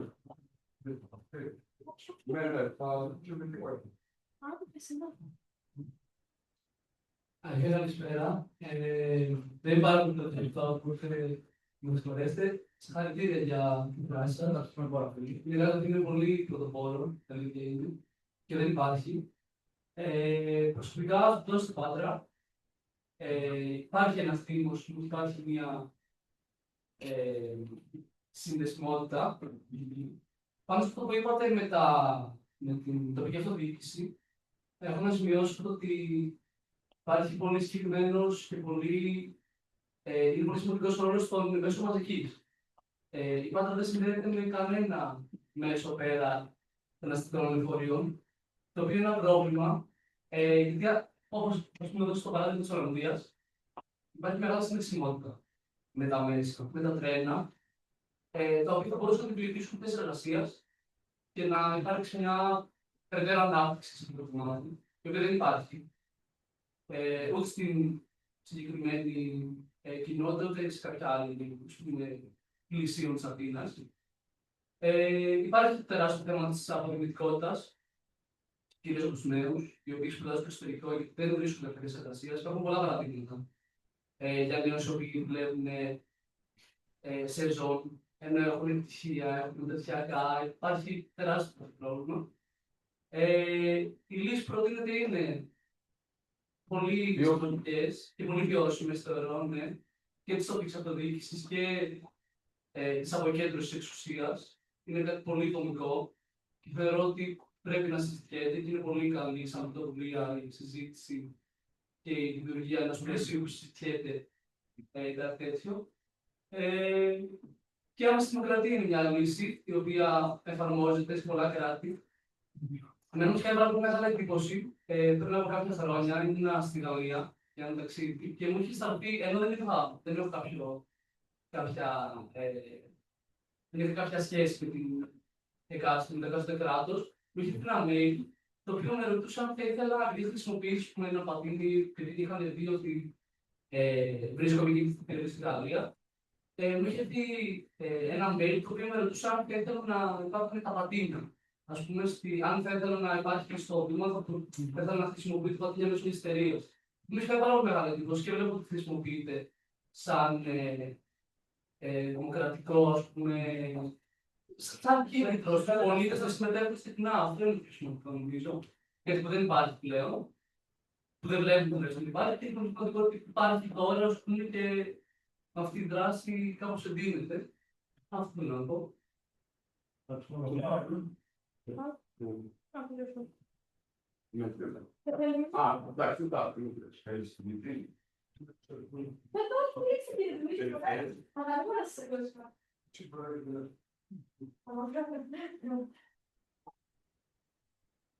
Λοιπόν, να σας πω το πρόβλημά μου με την άμεση δημοκρατία. Πιστεύω πάρα πολύ ότι η βάση της δημοκρατίας είναι να υπάρχει άμεση δημοκρατία. Αλλά με το τωρινό εκπαιδευτικό σύστημα, πιστεύω ότι θα έχουμε καλά αποτελέσματα. Και εγώ αυτό πιστεύω. Δυστυχώς, για να είναι εφικτό το όνειρο της άμεσης δημοκρατίας και να λειτουργεί σωστά και να ωφελήσει όντως την κοινωνία, για μένα πρέπει να γίνουν κάποιες τεράστιες θεσμικές αλλαγές στο εκπαιδευτικό σύστημα πρώτα και μετά θα μιλήσουμε για το πώς θα λειτουργήσει αποτελεσματικά και θα μπορέσει να ευνοήσει όλους μας. Κατά τα άλλα, είναι πάρα πολύ σωστό όταν ακούσαμε για το πώς πράττει η Γαλλία έτσι ώστε να δίνει κίνητρα και γενικότερα πρέπει να βρούμε τρόπους έτσι ώστε και εμείς μεταξύ μας να δίνουμε κίνητρα και ελπίδα ένα στον άλλο για να ασχολούμαστε με τα κοινά. Και τέτοιες πρωτοβουλίες σαν τη δική μας θα ήθελα πραγματικά να βλέπω πιο συχνά. Γιατί όπως αναφέρθηκε από πολλούς όσους κάναν παρέμβαση, έχουμε την τάση να είμαστε στο δίπολο. Έχουμε την τάση να θέλουμε να διαφωνούμε, έχουμε την τάση να θέλουμε να τσακωνόμαστε. Από τη μία είμαστε άνθρωποι και μας δίνει λίγο πλάκα, έχει και το καλό του. Αλλά από την άλλη βλέπουμε ότι στο τέλος της ημέρας, είτε στην αριστερά, είτε στη δεξιά, είτε στο κέντρο, υπάρχουν κάποιες θεσμικές αλλαγές και κάποια βασικά προβλήματα που όλοι μπορούμε να συμφωνήσουμε. Οπότε πιστεύω ότι είναι πολύ βασικό για να κάνουμε την οποιαδήποτε αλλαγή, να ξεκινήσουμε να συμφωνούμε στα πιο βασικά, να κάνουμε παραγωγικές συζητήσεις και να φύγουμε στην άκρη τις διαφορές μας. Ποιος θα ήθελε να απαντήσει σε κάτι? Γιατί εγώ θέλω να ακούσω εσάς, το έχω πει. Καλά, εντάξει, ναι.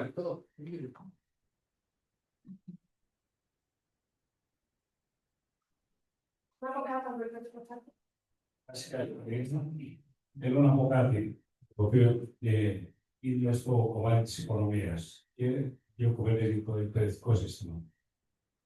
Η χώρα μας έχει μία, και πρέπει να μιλάμε πολύ έτσι σημαντικά για τη χώρα μας, γιατί έχει ένα τεράστιο πλούτο μικρομεσαίων επιχειρήσεων εξειδικευμένων, όπου το σύστημα, το κεντρικό σύστημα διοίκησης, τις έχει υποδιωγμό. Έτσι λοιπόν δεν μπορούν να αναπτυχθούν λόγω συστήματος, όχι λόγω τεχνογνωσίας.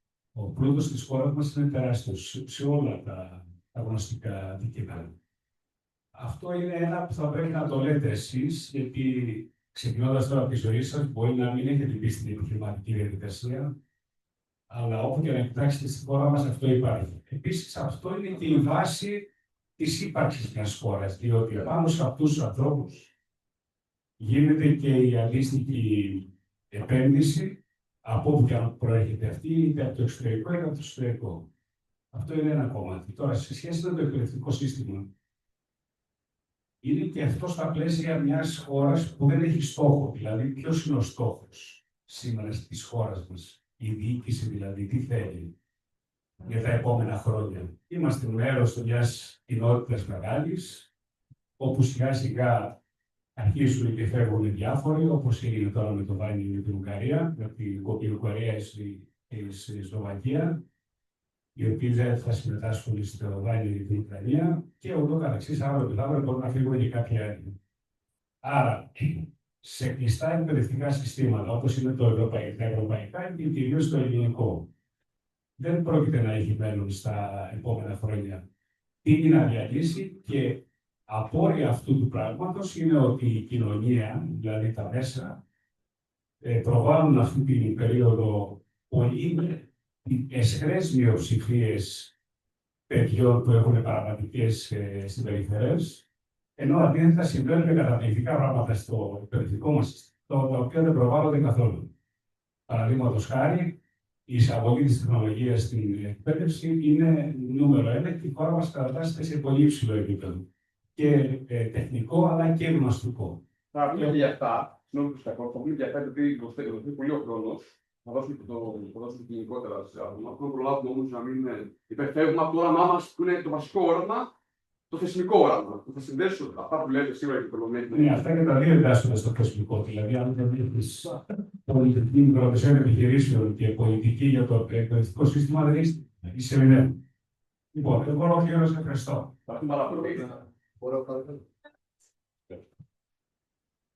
Χαίρομαι που ξεκινάτε την παρουσίαση των νέων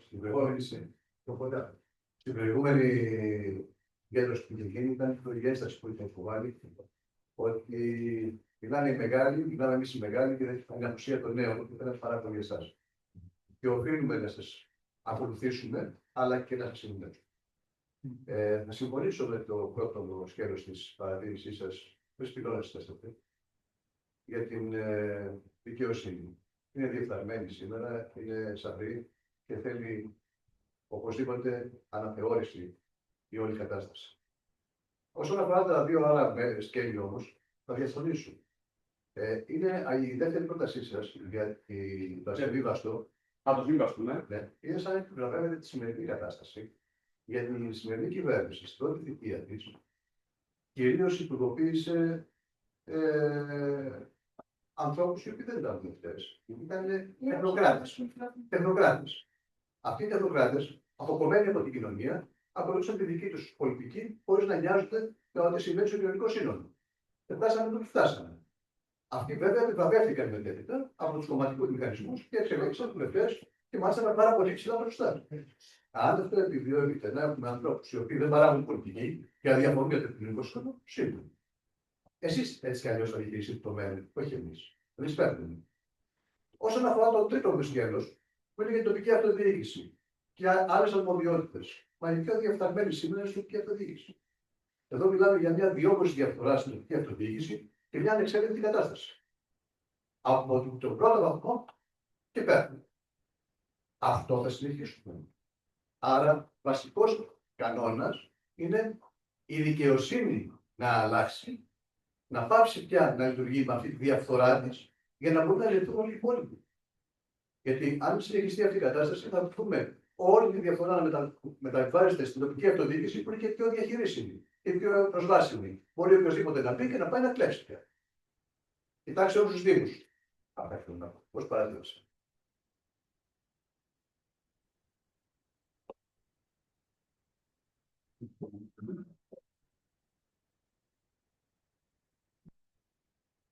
Λοιπόν,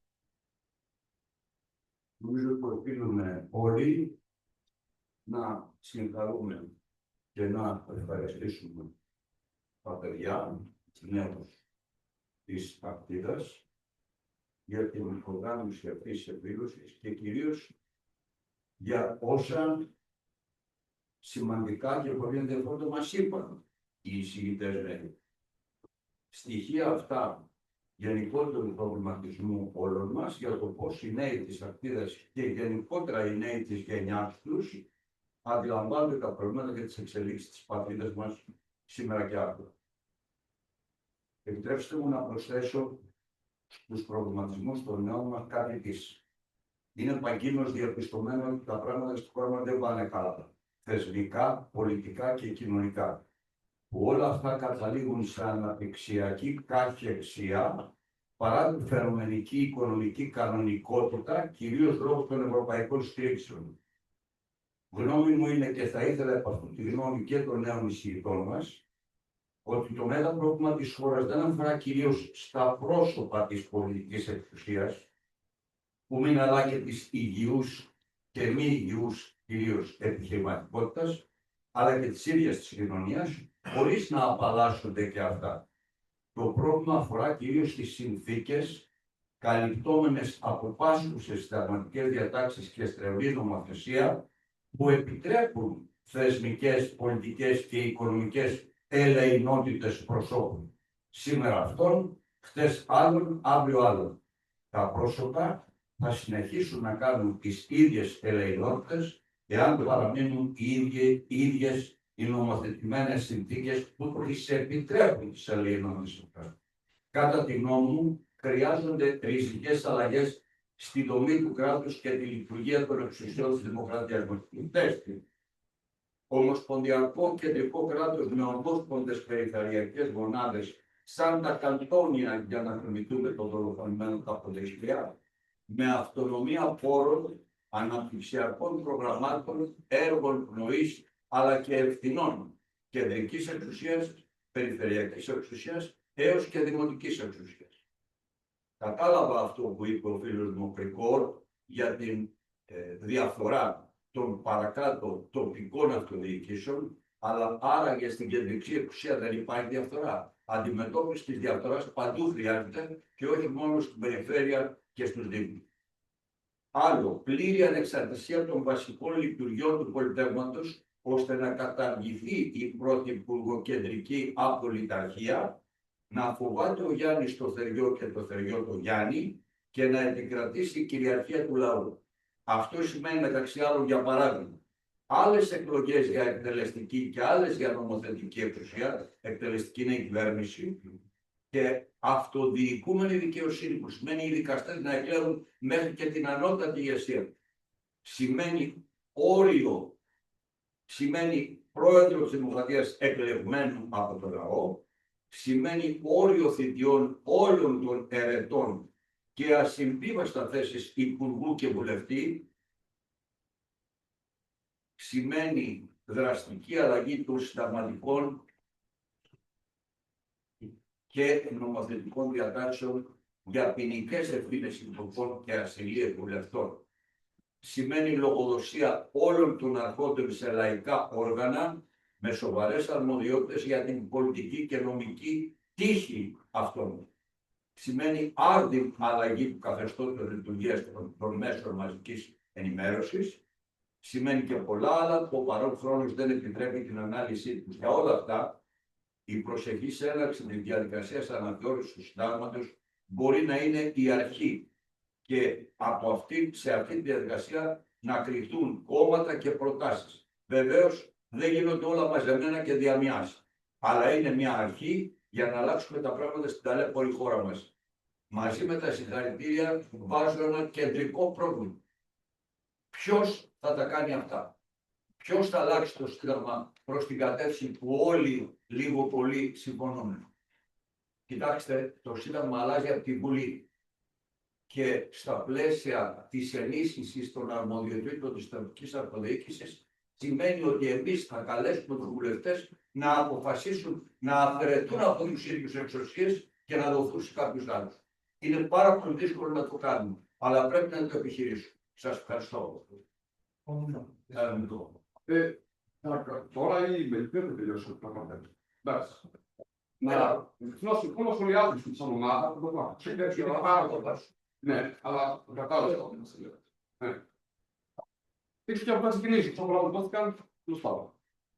Θέλω να πω, θα πω πάρα πολύ πραγματικά για τις παρεμβάσεις σας. Κάποιες ήταν λίγο πιο γενικές, κάποιες ήταν λίγο πιο γενικές. Το που δεν θέλω βασικά, που δεν μ' αρέσει, μάλλον, είναι να μην φεύγουμε από στόχους. Όταν υπάρχει ένας στόχος, ο στόχος του κάθε είναι να αντιλείται. Θέλω να, όταν φύγετε από εδώ, να κρατήσετε κάτι, ένα μήνυμα, τέλος πάντων.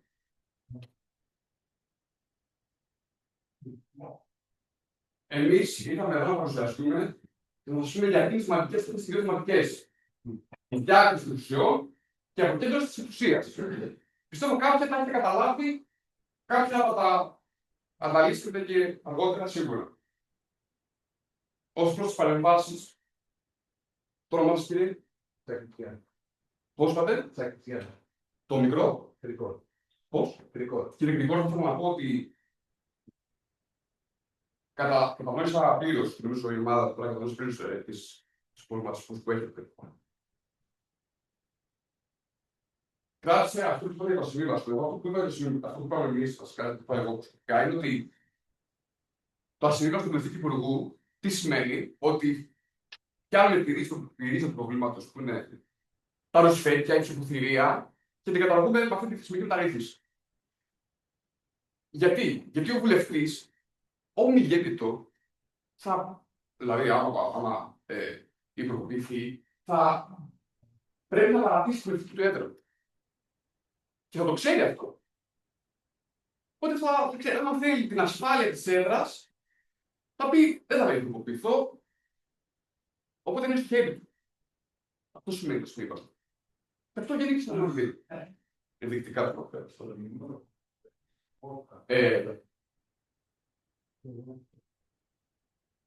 Και θέλω να σταθώ λίγο στην ανακοίνωση της ουσίας, λέγοντας πάλι για τα κίνητρα. Αυτό σημαίνει τα κίνητρα. Κίνητρα που θα λύσουν το δημογραφικό, είναι επιμέρους. Δεν το έχουμε σαν κύριο του όνοματος. Είναι επιμέρους. Άμα γίνει η αποκέντρωση της ουσίας, θα δημιουργούν κίνητρα για όλους εμάς που είμαστε στην Αθήνα να πούμε ότι πάω στην επαρχία. Πάω στην επαρχία. Γιατί πλέον θα μπορεί ο δήμαρχος να κάνει έργα που αφορούν το δήμο του και όλο αυτό θα γίνει μια καλή περιφέρεια. Δηλαδή, αν ο δήμος κάνει κάποια έργα ουσιαστικά για να βελτιώσει την ποιότητα της ζωής των δημοτών,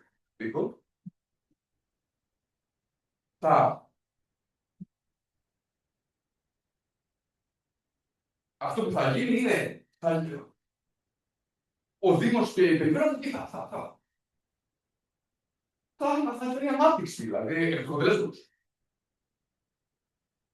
Τα κίνητρα είναι πολύ σημαντικά, τα οποία δεν έχουμε τώρα οι δήμαρχοι των περιφερειών. Άμα τους πείτε, αυτό το πρόβλημα ή εκείνο το πρόβλημα γενικά, θα πει ναι, η περιφέρεια, θα πει η κυβέρνηση, γιατί δεν μας δίνουν αρμοδιότητες. Όλα αυτά είναι μια δικαιολογία. Δικαιολογία. Θα του κόψει τη δικαιολογία. Θα πεις, όχι, εσύ υπερουσία, έχεις τη λογοδοσία, είναι στην ευθύνη σου. Πλέον έχεις αρμοδιότητες, όπως τώρα που δεν έχουμε. Και σωστά επικαλούνται ότι δεν θέλουν και να έχει αυτό το ηλίθι του πετάνε το μαλάκι τους πάνω δεξιά-αριστερά. Ξεκινάμε με την θεσμική μεταρρύθμιση της αποτέλεσης, ριζικά και τα επιμέρους, δημογραφικό, οικονομία, ανάπτυξη, που είναι ο Βάιος που ήρθε να στην οικονομία. Εγώ θα πω για την οικονομία, αυτή είναι η οικονομία του Δήμου και της περιφέρειας. Η υγεία, παιδεία, και αυτό να μου πει και ο πατέρας μου γι' αυτό, την υγεία. Τι θα άλλαζε στην υγεία? Για οικογενειακούς γιατρούς, τα δημοτικά πολυιατρία, που είναι πολύ καλά από μένα. Το πρώτο επίπεδο της επαφής με τον πολίτη. Πώς θα άλλαζε αυτό το σύστημα, άμα έχετε διοικητική ευθύνη, οικονομικούς πόρους για την πρωτοβάθμια φροντίδα? Τα πολυδύναμα κέντρα υγείας, αν είχαν οι περιφέρειες την εξουσία, για παράδειγμα, διαχείριση περιφερειακής υγειονομικής και στρατηγικής. Και προφανώς το Υπουργείο Υγείας θα σταματήσει το ενιαίο πλαίσιο, το πιο γενικό.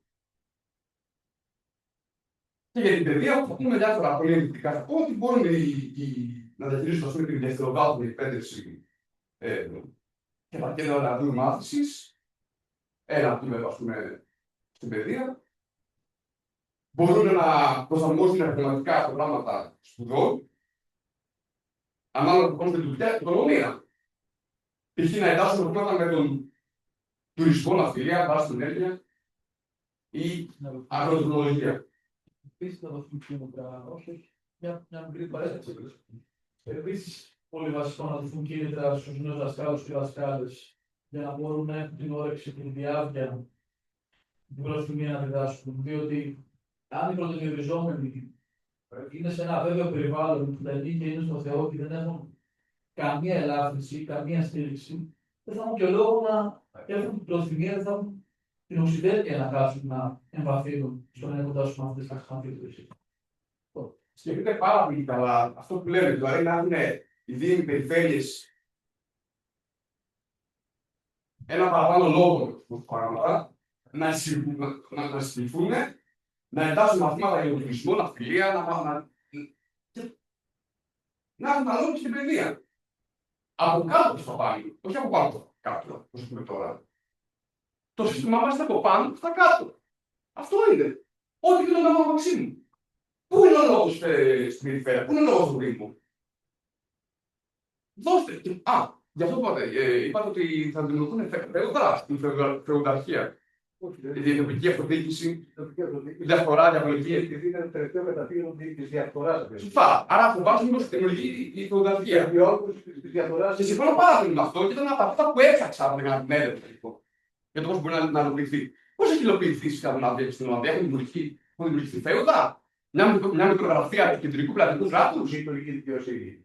Μπράβο! Αυτό ήθελα να πω. Λειτουργική δικαιοσύνη πάρα πολύ καλά. Γι' αυτό ξεκίνησα και είπα, εμείς έχουμε ομάδα, τι δίψα είχαμε, δίψα δικαιοσύνη. Αυτό συμφωνώ με το πρώτο. Μα άμα αν γίνει άποψη και γίνει, προχωράμε και στα υπόλοιπα. Είναι βήμα-βήμα. Ξεκίνησα λοιπόν αυτό. Εμείς έχουμε τη δικαιοσύνη. Αφού λυθεί αυτό, πείτε τι έγινε. Προχωράμε. Στην αποκέντρωση τη ουσία. Δεν ξεκίνησα πρώτα λέγοντα αποκέντρωση στην δικαιοσύνη. Ξεκίνησα λέγοντα πρώτα διάκριση τη ουσία και μετά η αποκέντρωση. Αυτό είναι το πλάνο. Το εγώ παραμένω γιατί αφήνω πολλά. Θέλω να μείνει κάτι σε εσά όταν τελειώσει το τελείωση. Αυτό θέλω να μείνει. Θέλει. Έχει κάποιος να κάνει μια παρέμβαση στο πιο νέο. Εγώ θα περιμένω να ρωτήσω τους... Εδώ, τους νεότερους, ποιος.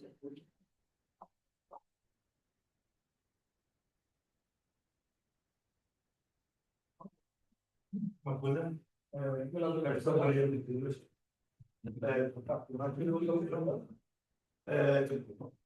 Εγώ είμαι μηχανικός γενικά, οπότε μπορεί να μην ξέρω τις λεπτομέρειες πολιτικής. Αλλά ένα από τα πράγματα που κοιτάμε είναι πώς μπορούμε να μετρήσουμε κάτι που βρισκόμαστε και που θέλουμε να πάμε. Και αν μπορεί να υπάρχει κάποια σύγκριση, και από εκεί που θα ξεκινήσω είναι να μετρήσω ποια θα ήταν η διαφορά. Ίσως μιλήσουμε για οικονομία και αυτά. Στο πορτοφόλι κάποιου, αν θέλουμε να δώσουμε κίνητο σε κάποιον να τον πείσουμε ότι αυτή η αλλαγή είναι σημαντική. Αν μπορούσαμε με κάποιο μοντέλο να μετρήσουμε τι διαφορά θα είχε από αυτές τις αποφάσεις. Και έναν άλλο μηχανισμό που άκουσα είναι πώς δημιουργούνται τα δημοψηφίσματα, πρέπει να μαζευτεί μια κρίσιμη μάζα. Φαντάζομαι και μέσα από site υπάρχουν site που φτιάχνουν petition οι άνθρωποι, ώστε να μετρήσουμε και εκεί πόσοι ενδιαφέρονται για κάτι τέτοιο, η δικαιοσύνη για... Αν αυτό το κάναμε, για παράδειγμα, ένα petition να αλλάξει η δικαιοσύνη ή ό,τι θέλουμε, πόσοι θα υπογράφανε κάτι τέτοιο ή πώς θα ήταν υπομήθυνοι σε αυτό. Γιατί μπορεί όλοι να λένε ότι θα το ήθελα αυτό, αλλά αν δεν το βάλουμε σε αριθμό, δεν θα πιστεί κάποιος ότι αυτό συμφέρει να τα ανακοινώσουμε ή να κάποιο κόμμα να πιστεί ότι ενδιαφέρει τους πολίτες αυτό. Οπότε θα πρέπει να το κάνουμε. Να έχει βαρύτερα.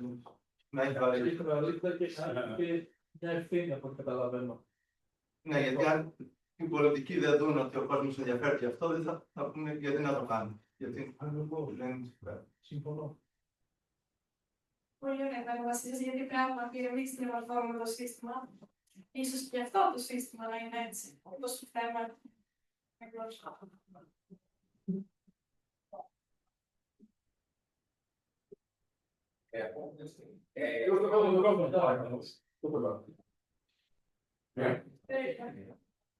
Δεν ξέρω από κάτι. Το Μονακό γενικά Απλά σε σχέση με αυτό που είπε ο Θεός, δεν θα ονομάσω, Κωνσταντίνος.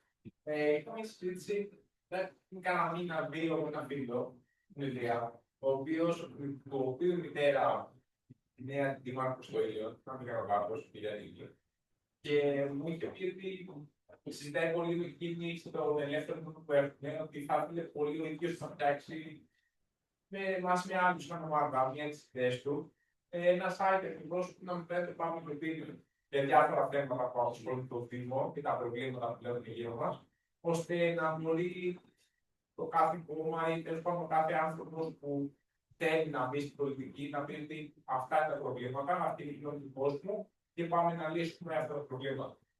Απλά το προσθέτω σαν ιδέα στην επέκταση αυτή τη σκέψη που έχω. Ευχαριστώ πάρα πολύ. Ευχαριστώ πάρα πολύ.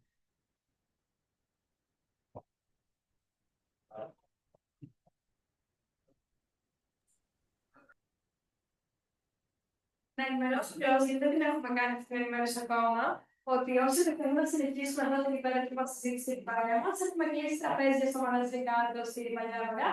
Θα συνεχίσει εκεί πέρα η ομόλυτη.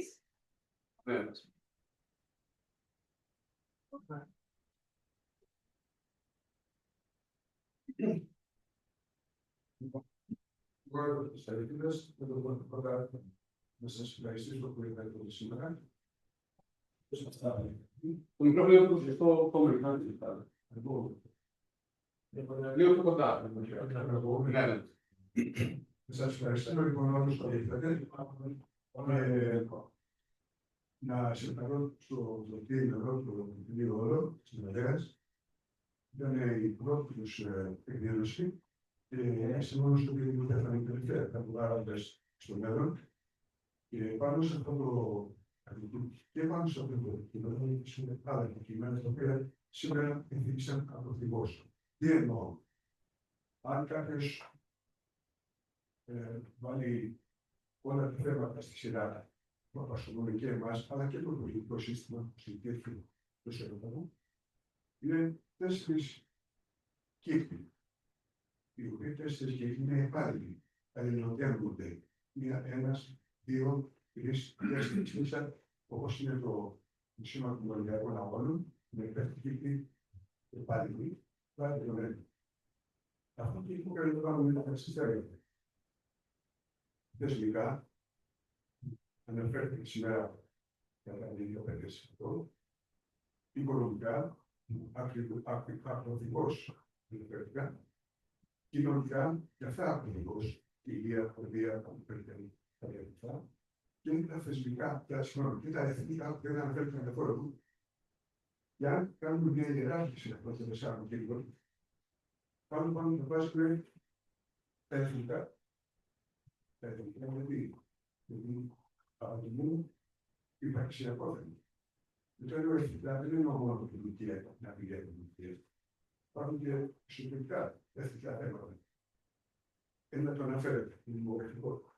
Το δημογραφικό είναι εθνικό θέμα. Δηλαδή, έτσι όπως πάει το πράγμα, δεν υπάρχει υπεύθυνος να πω 10-20 χρόνια. Αλλά είναι εθνικό θέμα, είναι υπαρξιακό. Σε κάθε μαζικό είναι στο περιόδο. Θα μπορούσαμε να αναφέρουμε και ένα άλλο θέμα που είναι παρεξηγητό, που ήταν σταθμικό. Άλλο να τον στέλνουν την άκρη 50.000 κάθε καθόλου, δηλαδή να αποτελεί 10 εκατομμύρια καθόλου. Υπάρχει το έθνο, αλλά είναι υπαρξιακό, άρα είναι εθνικό θέμα.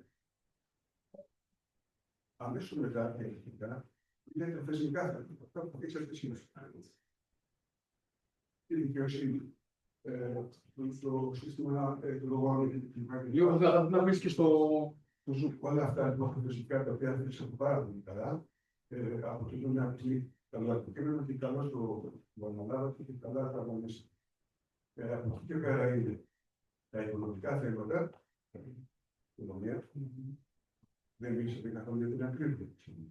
Είναι το πρώτο πράγμα που σκέφτεται ο μέσος και κατώτερος πολίτης τώρα. Και επίσης είναι και τα κοινωνικά θέματα, υγεία, ασφάλιση, παιδεία, κλπ. Αυτά σας τα λέω, έχετε μέλλον μπροστά σας, υπάρχουν πολλά θέματα μπροστά σας, τα οποία θα τα αναλύσετε με πέντρος, θα τα αναλύσετε πάρα πολύ καλά. και περισσότερο αναλογικά. Ή να μην έχει τόσο δηλαδή ποσοστό δουλειάς που γιορτή. Ευχαριστώ πάρα πολύ. Και όλους τους που ήρθανε και τους κυρίως τους νέους του. Και ενώπιες ακροβάριδες νέους. Θα σταθώ σε αυτό που είπες μόλις τώρα. Είπες κοινωνικά, εθνικά, θεσμικά και οικονομικά. 4. Αυτά μας δείτε όμως όταν γίνουν αυτές οι φυσιολογικές αλλαγές, αλληλεπικαλύπτονται. Γιατί από τα θεσμικά ξεκινάει. Η ρίζα είναι μία στην Ελλάδα. Τα θεσμικά. Αυτά που λες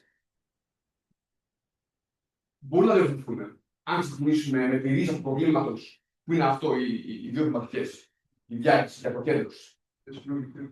Και εξήγησα κάποιους λόγους γιατί. Ένα ιστογράφο, για να μην παρεξηγηθώ. Κάπου θέλει από την ατμόσφαιρα τα ελευθερία μια αντιπολιτευτική διάθεση. Δεν είναι σωστό. Μην παρεξηγηθούμε. Δεν κάνουμε αντιπολίτευση αυτή τη στιγμή. Βεβαίως είναι αντικείμενο της κυβέρνησης να φτιάξει αυτά τα θεσμικά προβλήματα που συζητήθηκαν τώρα. Είναι αντικείμενο της κάθε κυβέρνησης. Και εγώ ως παλαιότερος σας λέω και σας διαβεβαιώνω, είναι πολύ παλαιότεροι, ότι αυτά τα προβλήματα ήταν ανέκαθεν. Και όχι μόνο μετά από τα πολιτικά του 2004, και πρώτο του 2004. Ποιος ο Υπουργός έκασε να προτείνει έστω αυτή τη διάρκεια θεσμών? Ποιος? Κανείς. Και είχαν και πολύ μεγαλύτερη εξουσία κάποιοι πρωθυπουργοί στο παρελθόν. Κανείς δεν ήρθε ποτέ να μην είναι διοικητής υπουργός. Κανείς δεν ήρθε. Είναι αποκεντρώσει την εξουσία. Είναι αποκέντρωση. Τα θεσμικά. Περάσανε πάρα πολύ και όλων των ιδεολογικών ομάδων δεν άλλαξε τίποτα. Εγώ προσωπικά το έχω αναφέρει αυτό. Σε πρωθυπουργούς, σε προσωπικό έργο. Δεν είπανε κάποια, δεν είπανε γιατί. Και βρίσκανε κάποια αστεία επιλογή. Αλλά, εν πάση περιπτώσει, υπάρχει ένα καθεστώς, όπως το λες τώρα πρωθυπουργό και ειδικό, υπάρχει μια άσχημη κατάσταση όσον αφορά το ειδικό πολιτικό σύστημα, που έχουν εκθέσει της αναπηρά και γραπτά και προφορικά πολλές φορές. Ελπίσουμε κάπως και κάποιος να το ανατάξει. Που εκ του αποτελέσματος το σύστημα ποιο δεν ευνοεί τελικά? Τον ίδιο που είναι στην κυβέρνηση. Και αυτό πολύ. Εύλογο το ερώτημα της κύριε Μάκη που είπατε, κύριε Μάκη, το ερώτημα που είπατε, ποιος θα το κάνει στο τέλος, ποιος θα το κάνει, το είπα. Ποιος? Έλατε, για πες. Εύλογο το ερώτημα. Αυτό είναι το κρίσιμο ερώτημα. Επιτρέψτε μου να πω και θα πω άσχημη κουβέντα. Δύο τρόποι υπάρχουν για αλλαγές συνταγματικές, νομοθετικές, θεσμικές, εθνικές και ό,τι άλλο θέλετε. Δύο τρόποι. Ο ένας είναι ο δημοκρατικός, κοινοβουλευτικός και ο άλλος είναι δικτατορία. Δεν υπάρχουν άλλοι τρόποι. Θυμίζω ότι κίνημα στρατιωτικό έφερε τον Ελευθέριο Βενιζέλο στην Ελλάδα. Θυμίζω ότι κίνημα στρατιωτικό απέσπασε σύνταγμα από τον Όθωνα. Δεν υπάρχει τρόπο γιατί λέμε στους βουλευτές αλλάξτε το σύνταγμα. Μάλιστα. Και λένε ναι, οι περισσότεροι δεν θέλουν να αφαιρεθούν εξουσίες από αυτούς και να πάνε στους δημάρχους περιφερειάτες. Πώς λοιπόν αφού την αρμοδιότητα για τις αλλαγές την έχουν οι βουλευτές θα δεχτούν να υποβαθμίσουν τον εαυτό τους? Άρα πρέπει να είναι κάτι πάνω από τον κοινοβουλευτισμό. Και αυτό δυστυχώς για μας που δεν το πιστεύουμε είναι στρατιωτικό κίνημα. Αλλά μεταξύ του στρατιωτικού κίνηματος του Καλέργη που πήρε σύνταγμα από τον Όθωνα και του Ζορμπά που έφερε τον Βενιζέλο από την Κρήτη, υπάρχει και το στρατιωτικό κίνημα της Χούντας που τα έκανε όλα γερμαδιά. Άρα έχει σημασία πού το πάμε. Και κυρίως από τους ζητάμε να κάνουν τα πολύ ωραία που ελέγχθησαν εδώ. Ελέγχθησαν πολύ ωραία. Τοπική αυτοδιοίκηση, ποιος θα τα νομοθετήσει αυτά? Η Βουλή. Η Βουλή από ποιους αποτελείται? Από 300. Όλο το κομμάτι. Θα θελήσουν να αφαιρέσουν εξουσία από τον εαυτό τους να τη δώσουν στον Δήμαρχο και στον Περιφερειάρχη? Όχι. Άρα κάποιος πρέπει να τους το επιβάλλει. Ποιος? Ο Θεός. Εντάξει, μένω εκεί. Κύριε Μάκη, θέλω να Λοιπόν, κλείσουμε με μια τελευταία παρέμβαση, επειδή λίγο το αδικούνται οι συμμετέχοντες στο Zoom. Έχουμε έναν όμως που έγραψε να μην θα σας Ναι. Λέει ο φίλος ότι καλησπέρα. Δυστυχώς δεν έδωσε το μικρόφωνο και κάμερα μου. Σε περίπτωση που είναι εφικτό, θα ήθελα να παραθέσω μερικές σκέψεις που αφορούν την συγκεκριμένη εκδήλωση. Όταν μιλάμε για ανεξάρτητη δικαιοσύνη, αποκέντρωση της εξουσίας, όταν τα τελευταία χρόνια ζούμε σε ένα πλαίσιο παγκοσμιοποίησης, συσσόρευσης πλούτου και κεφαλαίου σε συγκεκριμένους κλάδους και επιχειρήσεις, τις αποφάσεις τις οποίες θεωρεί το ίδιο το κέρδος των επιχειρήσεων. Πώς αποκρύπτουμε αυτό το πρόβλημα τη εξουσιακή διαχείριση μια δημοκρατία που χρόνια τώρα πολέμεται με τέτοια κίνητρα, όπως η μονολαϊκή συσσόρευση πλούτου, αλλά και η εκάστοτε γεωπολιτική εξέλιξη που μας αφορά άμεσα. Και δεν αποφασίζουμε εμείς σε διεθνές επίπεδο. Ευχαριστή. Θα απαντήσω το διάβασα. Ναι, θα πω την οπτική μου. Συμφωνώ απόλυτα. Όντως, στο πλαίσιο του εκάστοτε κράτους, εντάσσεται σε ένα διαβημένο γεωπολιτικό επίπεδο και γεωστρατηγικό και με τον πόλεμο και με την ακρίβεια που είπαμε, που είναι ίσως το νούμερο ένα ακόμα, γιατί το πιο αυτό είναι το πιο άμεσο που αντιμετωπίζουν όλοι και όλες.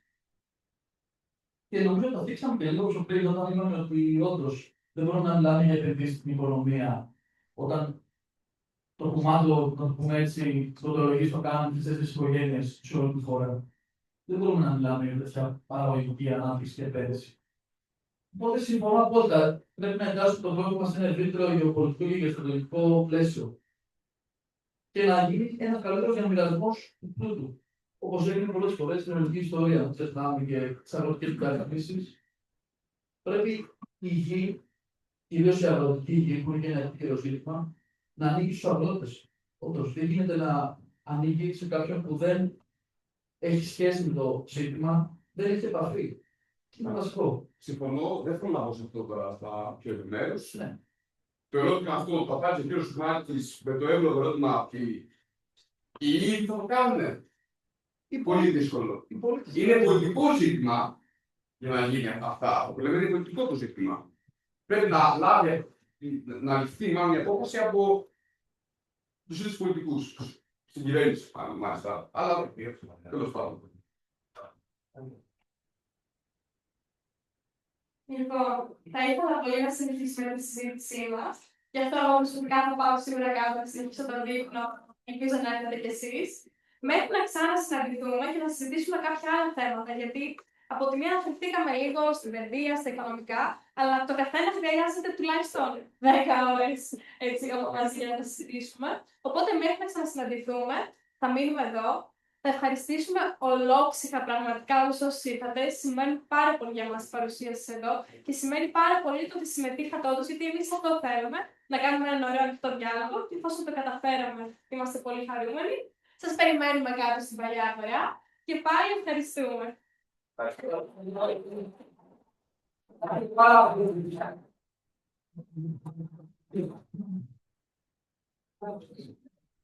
Ευχαριστώ.